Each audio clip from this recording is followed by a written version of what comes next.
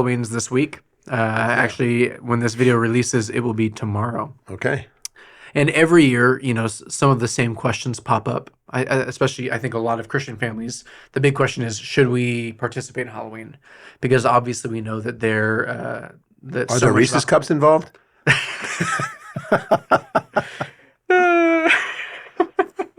I thought you were off the. I thought you were off the Reese's. I actually am. Oh, That was a joke. Is this like a once a year special? I think I get one of the minis. You get one of the once minis a year on Halloween. Is it on Halloween? Maybe, yeah. Oh boy, so you look forward to Halloween then? Yeah. Interesting.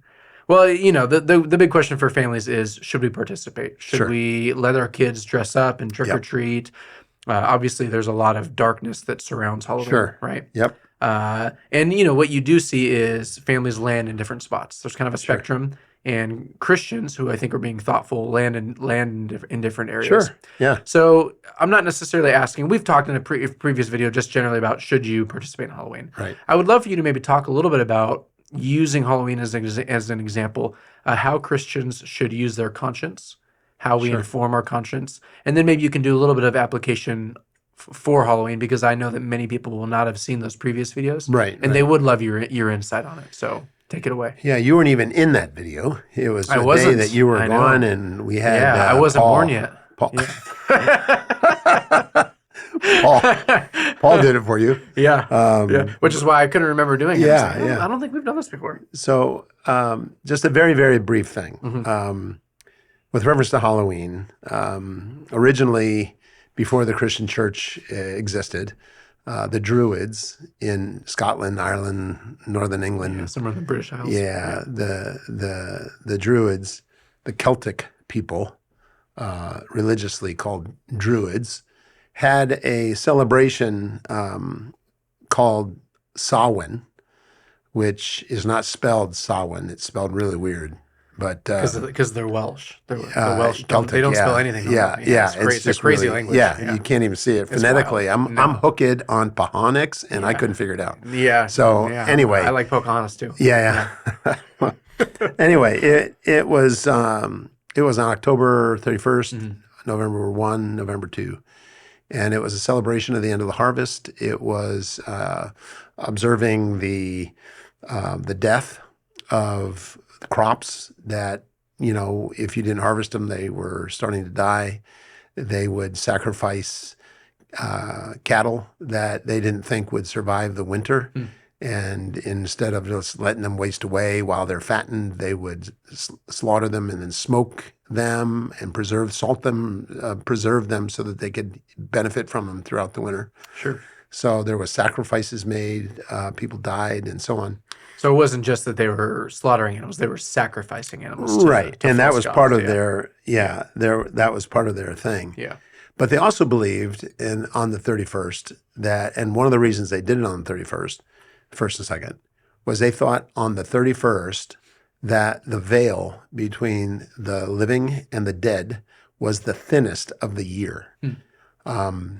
And why they thought that, I'm not certain, but that's what they thought. So the consequence of that was that the dead were capable of coming and tormenting the living, that they can pop through that veil and haunt them, torment them.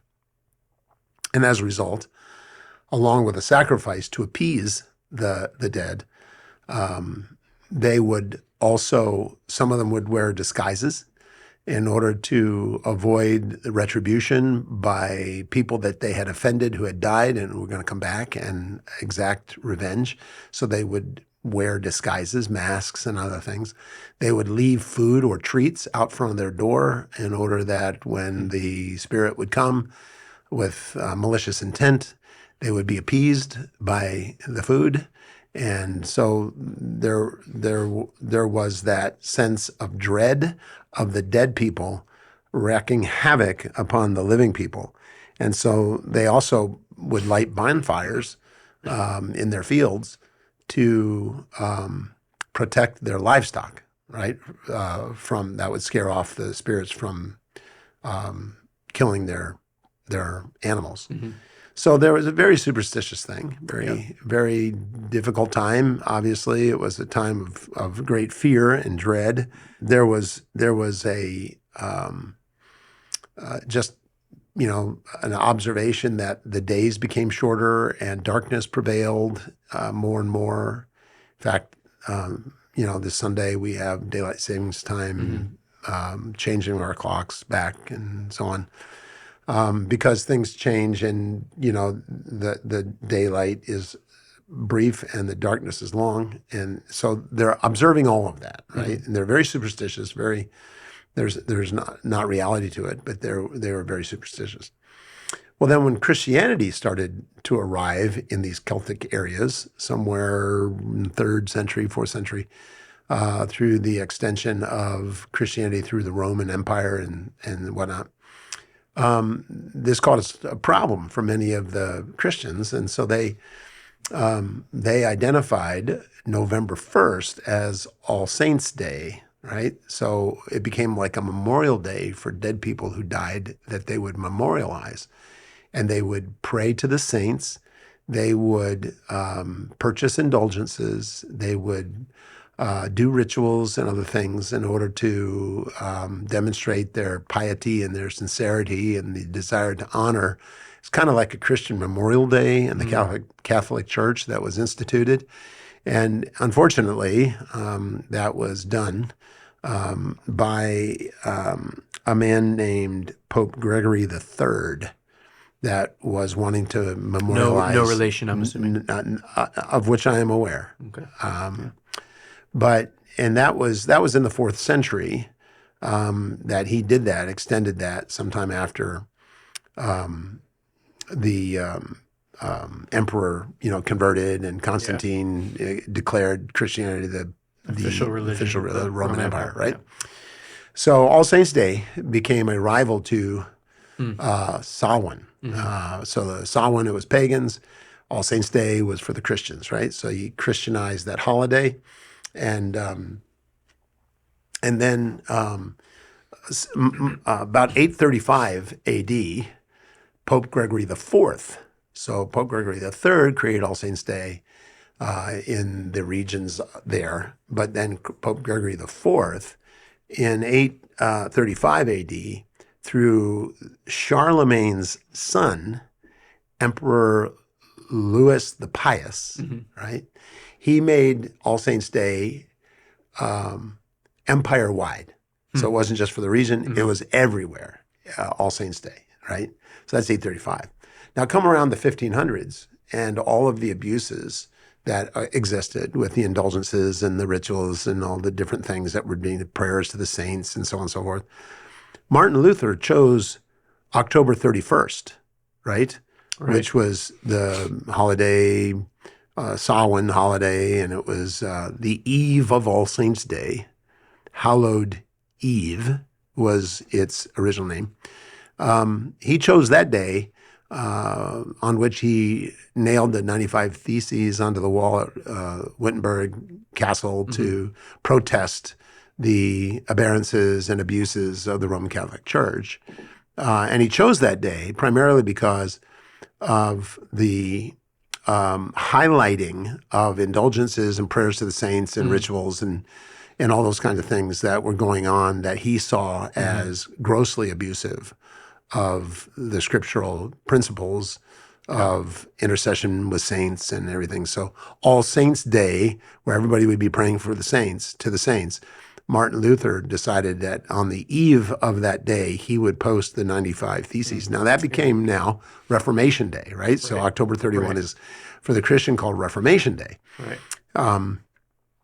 And so that's the history of it. And, obviously the Protestant religions proliferated and the rift between the Catholics and the Protestants became permanent. And that's how we got to where we are with Halloween and All Saints' Day and Reformation Day, right? So that's all clumped at the same time within 2 days, right?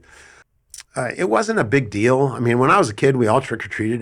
Nobody protested Halloween. It wasn't a big deal. You dressed up as Superman or Batman or something like that. And you went and got candy. Wow, what's wrong with that plan? Nothing.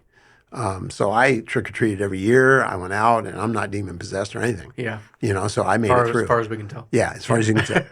So, Yeah. it became something that was fun, somewhat innocent. In Titus chapter 1, verse 15, I think we have a verse that's not necessarily in the context applied to Halloween, but it's a principle that, we can apply to different things. And so this is not its interpretation, but it's an application of it. To the pure, all things are pure. But to the defiled and unbelieving, nothing is pure, but both their minds and their consciences are defiled.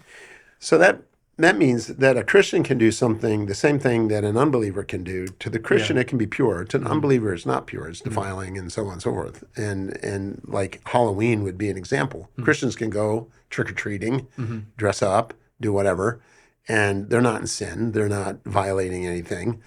And then yet the people who are actually celebrating satanic and demonic darkness, this is their high and holy day, Halloween, right? So to the pure, all things are pure. To the defiled, nothing is pure. And so obviously that's a corrupting thing. But for a Christian to do it doesn't mean that they're celebrating the darkness and the demonic and the satanic as much as they're just participating in a fun event that their children innocently engage in, and it's not defiling or corrupting, or it's not opening the door to Satan. It's not giving place to the devil. It's not, it's not anything that's sinful to the pure. If your conscience bothers you with that, say, well, knowing the origin, knowing how it, what's going on that day and what people believe on that day and so on and so forth, I don't feel comfortable doing it. Then don't. I mean, clearly, you should follow your conscience, but you also need to allow your conscience to be properly informed and not bound in conscience. Now, my wife and I chose not to participate, and not to have our children to participate, not because we were fearful that our children would be corrupted, but because I knew that there were those who had problems with it, and my great priority was to preserve my ability to preach to them. Right. So I'm not going to do anything that it's Paul laying aside his rights would cause for the sake of the gospel. would cause them to look at me and say, "This guy has no discernment. Why should I trust him preaching?" Right? And there are people that feel strongly that way, and so I voluntarily said no. I gave my kids tons of candy. I mean, they didn't go without. I mean, I gave them candy. Oh no, but they didn't go trick-or-treating. At our church, we had a fall festival often on Halloween where we would get together and we'd have dunk tanks and apple bobbing and, all these kinds of games at church, and everybody would bring a bag of candy and we'd dump them out and we'd distribute them equally among the kids. And so the kids weren't feeling like they were without their opportunity to get candy, but nobody dressed up. Yeah. I've heard of churches, and I think our church does this. We have Reformation Night where people dress up like a character, Reformation character, and they dress up in honor of, people who are godly and so on. I've heard that there are people that try to dress up like me, but the hair is hard to get, so it's a tough sell. Well, it's not that it's hard to get. It's hard to, yeah, I get it. Sorry, I couldn't. It's hard to be without, So anyway, and I don't think that's a violation of anything. Right. There's nothing dark in that. There's nothing satanic or demonic I mean, people want to have fun, and so they have fun. Numbers of my kids trick or treat. They do. They have their kids trick or treating, right? Which is fine. It's okay. I don't see it as a separation issue or you're a compromiser.